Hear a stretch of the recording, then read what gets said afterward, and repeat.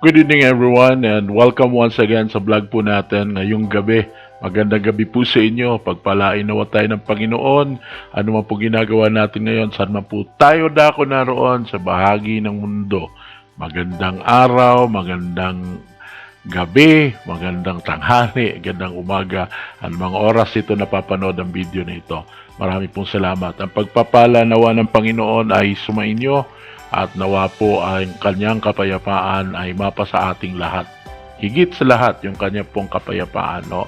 Wala akong hihigit sa kapayapaan na meron si Kristo. At kaya niya pong ibahagi yan kahit kanino, kahit anuman ang kalagayan mo sa buhay. No? Marami ko kasi nag-iisip sa atin na ako kaya pipiling kaya ako ng Diyos. May oras kaya ang Diyos sa akin. Titingnan kaya ako ng Diyos. Yan. Napakahirap ko naman, gayong napakasimple ng buhay ko, ordinary lang ako masyado, vendor lang ako, gaganon mo sarili mo, no? Masyado mo minaliit yung sarili mo, papakiramdam mo, wala kang ka-value, but remember, Christ died for you, Christ died for everybody. Mahal tayo ng Diyos, kaya napakahalaga po natin. Ngayong araw na ito, ngayong gabi, rather, ay pag-usapan po natin ang kataga, mga kababayan, do we still have time? Meron ba tayong oras para sa Panginoon? May oras ka ba? Ako, may oras ba ako? Tayo, may oras ba tayo para sa Lord? Napaka-busy ng buhay natin, ano? Pag-gising sa umaga, routine na lahat. Parang napaka-busy, dami nating ginagawa. At sa dami ng ginagawa natin, we forgot, no? Nakakalimutan natin yung pinakamalagang bagay na hindi dapat natin nakakalimutan. Right? Ano yun? Yung oras po para sa Panginoon. Do we still have time for God? Tayo ba ay may oras pang magbasa ng Biblia? Tayo ba ay may pagkakataon pa na pumikit man lang sandali at manalangin? Panginoon, maraming salamat po sa oras na ito. Salamat po sa pagkakataong ito. Ito po hindi ko pinlano, hindi po namin pinlano, pero dito po kami sa vlog na ito. Samahan po ninyo kami, Panginoon. Salamat po. Sa pangalan po Panginoon Jesucristo. Amen. Mga kababayan, balikan ho natin. Do we still have time for God? May oras pa ba tayo para sa Kanya? Kung ang sagot mo yes, well, ang tanong ulit, meron kaya namang oras ang Diyos sa atin? Tayo kaya, papansinin kaya tayo ng Diyos?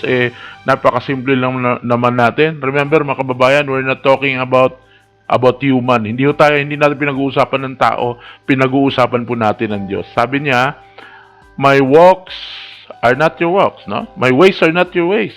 Sapagkat heaven is my throne and the earth is my footstool. Ganun ho kalaki ang Diyos natin, no? Hindi siya tao, hindi siya katulad natin, pero niloob niyang magpakatao para may pakita sa atin na He is willing to go down for you and for me. Ganun ho siya kababa.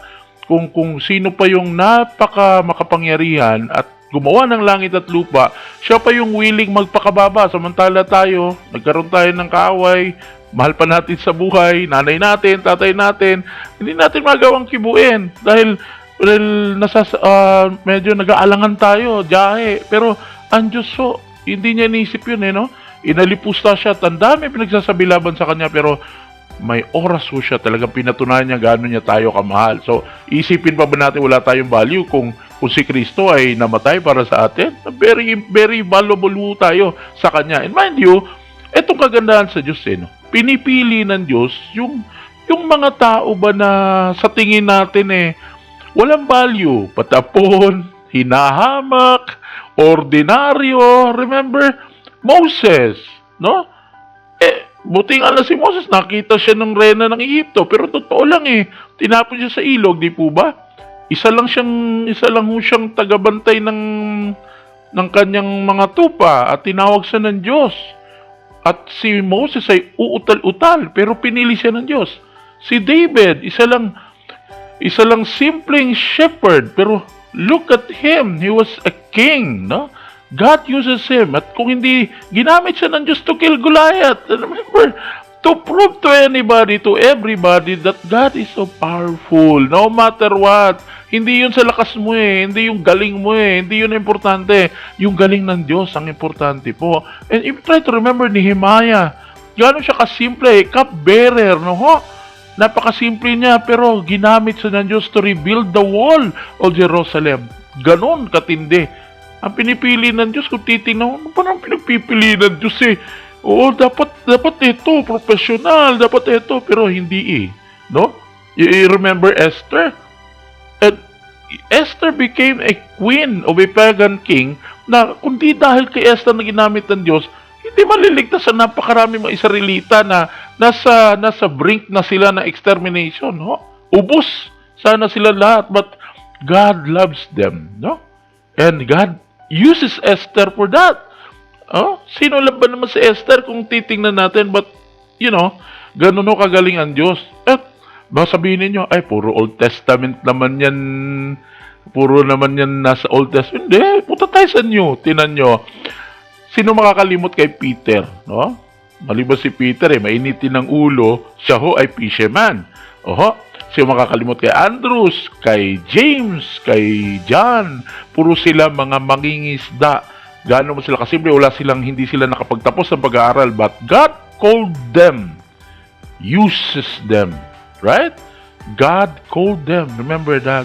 Ganon. At hindi lang sila basta tinawag silang maging mangingisda ng tao, hindi lang ng mga isda. Yes, God chooses and uses extraordinary things. Hindi ho niya kailangan yung abilidad mo huh? Magaling ka, it's a plus for you. But rather your availability, are you available? Aanhin mo yung napakagaling mo, abogado ka per se, wow, nasa iyo na lahat. Ang galing-galing mo, pre, ang galing mo magsalita. Pero, wala ka namang oras.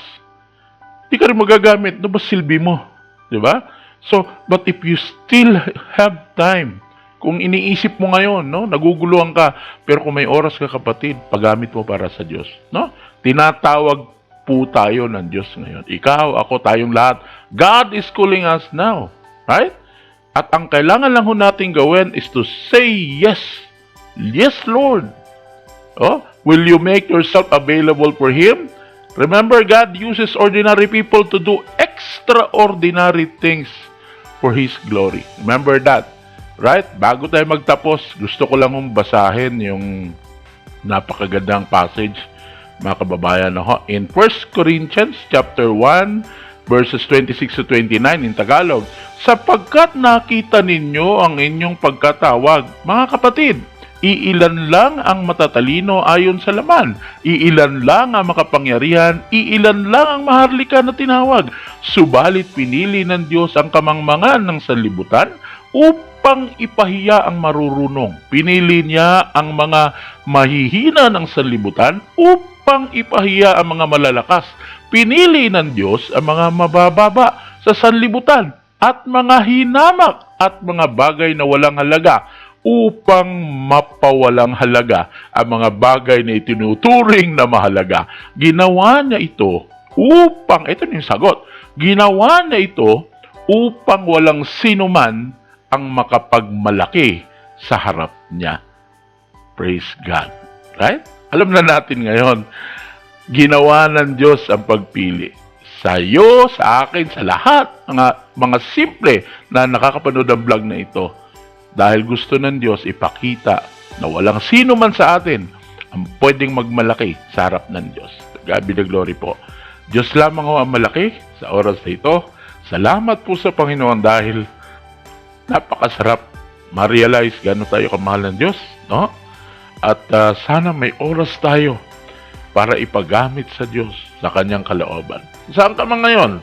Vendor ka, nagtitinda ka, o ordinaryong security guard, saan ka ba ngayon? No? Janitor ka? Huwag mamalitin ang sarili mo. May dahilan ng Diyos bakit dinala ka niya sa lugar na yan. Yes, God wanted to show to people na ikaw, nagigagamitin niya sa isang mahalagang bagay, ay pinili niya. Hindi base sa iyong kakayahan, kundi base sa iyong availability na magamit ng Diyos sa kanyang kalooban. Marami pong salamat. Manalangin tayo, Panginoon. Salamat po sa pagpili ninyo sa amin, sa pagpili ninyo sa napakasimpleng pagkatao namin. Salamat po, Panginoon. Hindi po ninyo kami tinalikuran, hindi po ninyo kami kinalimutan. Salamat po, Panginoon, sa inyo pong kabutihan. Mula sa kabuturan ng inyong puso, pinakita niyo po sa amin na kahit ganito lang ho kami, ay napakahalaga po namin sa inyo. Mangyari pang namatay si Kristo, alang-alang po sa amin. Salamat po sa lahat sa pangalan po ng Panginoong Hesukristo. Amen.